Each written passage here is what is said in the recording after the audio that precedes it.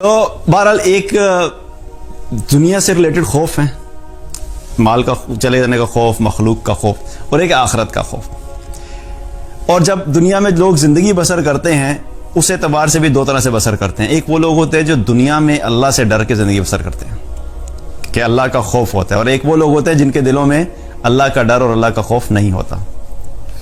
صحیح ابن حبان کی ایک روایت ہے، آپ صلی اللہ علیہ وسلم نے فرمایا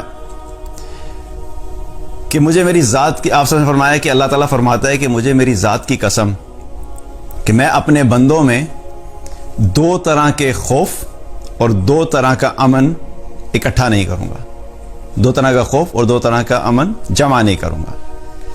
جو شخص دنیا میں مجھ سے ڈر کے رہا ہوگا اس کو میں آخرت میں امن عطا کروں گا، اور جو شخص مجھ سے دنیا میں نہیں ڈرا ہوگا، مجھ سے ڈرے بغیر دنیا میں زندگی بسر کی ہوگی، ایسے شخص کو میں آخرت میں خوف زدہ کروں گا۔ تو کیا مطلب ہے کہ جو لوگ دنیا میں اللہ کے خوف کے ساتھ زندگی بسر کرتے ہیں تو اللہ سبحانہ تعالیٰ کیا فرما رہے ہیں کہ ایسے لوگوں کو آخرت میں اللہ تعالیٰ خوف زدہ نہیں کرے گا، ان کو امن میں رکھے گا۔ اور قرآن میں بھی اللہ تعالیٰ نے بہت ساری جگہوں پہ مختلف اعمال کا ذکر کیا جو ایمان والوں سے ریلیٹڈ ہیں، اور فرمایا وَلَا خَوْفٌ عَلَيْهِمْ وَلَا هُمْ يَحْزَنُونَ۔ یہ بار بار قرآن میں آیا ہے کہ ایسے لوگوں پہ نہ کسی قسم کا کوئی خوف ہوگا اور نہ ہی وہ غمگین ہوں گے۔ تو اللہ ایسے لوگوں کے لیے جو لوگ اللہ سے ڈر کے دنیا میں زندگی بسر کرتے ہیں، اللہ تعالیٰ دنیا میں بھی ان کے خوف اور غم کو دور کر دیتا ہے اور آخرت میں بھی ان کے خوف اور غم کو دور کر دے گا۔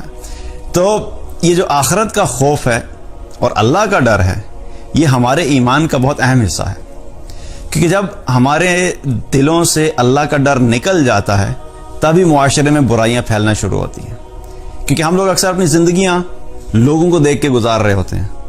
لوگوں کا ڈر، مخلوق کا ڈر، میں نے اسے بات کی کہ خاوند کو بیوی کا ڈر، بیوی کو خاوند کا ڈر، ماں باپ کا ڈر، اپنے دوستوں کی ناراضگی کا ڈر، فیملی والوں کا ڈر، یہ سارے خوف ہم نے پالے ہوتے ہیں، یہ سارے بھوت ہم نے خوف والے جو ہے نا اپنے دلوں میں اکٹھے کیے ہوئے ہوتے ہیں۔ اور ایک جو ڈر ہونا چاہیے تھا، جس ذات کا ڈر ہونا چاہیے تھا، اس کی جگہ ہی نہیں رہتی، کہ کتنے سارے ڈر ہم نے پالے ہوئے ہوتے تو اللہ کا ڈر نکل جاتا ہے۔ اور اگر اللہ کا ڈر دل میں آ جائے تو اللہ تعالیٰ پھر تمام مخلوق کے ڈر کو دور کر دیتا ہے۔ اب یہ اللہ کا خوف کیوں ضروری ہے؟ یہ ایمان والوں کی ایک کریکٹرسٹک بھی ہے۔ ایمان والے جو ہیں وہ ان کی کریکٹر، ان کی صفت میں سے ایک ہے کہ اللہ کا خوف ان کے دلوں میں ہوتا ہے۔ قرآن میں اللہ تعالیٰ نے فرمایا تتجافى جنوبهم عن المضاجع يدعون ربهم خوفا وطمعا ومما رزقناهم ينفقون۔ ایمان والے کون ہیں؟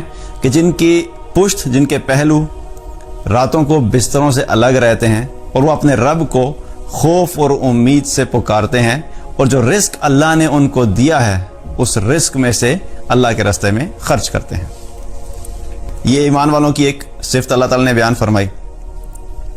اسی طریقے سے اللہ تعالیٰ نے قرآن میں ایمان والوں کی ایک اور جگہ ایک صفت بیان فرمائی، انما المؤمنون الذین اذا ذکر اللہ وجلت قلوبہم۔ ایمان والے کون ہیں؟ کہ جب ان کے سامنے اللہ کا تذکرہ کیا جاتا ہے، اللہ کا ذکر آتا ہے تو ان کے دل ڈر جاتے ہیں، ان کے دل اللہ کے سامنے کھڑے ہونے سے ڈر جاتے ہیں۔ تو یہ کیا ہے؟ ایمان والوں کی یہ بھی ایک صفت ہے۔ اور اللہ سبحانہ تعالیٰ نے نبی صلی اللہ علیہ وسلم کو بھی جب دعوت کے لیے بولا تو پہلی آیات کیا تھی؟ یا ایھا المدثر قم فانذر، کہ اے کمبل میں لپٹے ہوئے اٹھیے اور جا کے لوگوں کو خبردار کیجئے، لوگوں کو ڈرائیے۔ کس بات سے؟ آخرت کی ناکامی کے ڈر سے، آخرت میں ناکامی کے خوف سے لوگوں کو بتائیے کہ کہیں اپنی زندگیاں اس طریقے سے گزارو کہ کہیں تم آخرت میں ناکام نہیں ہو جاؤ۔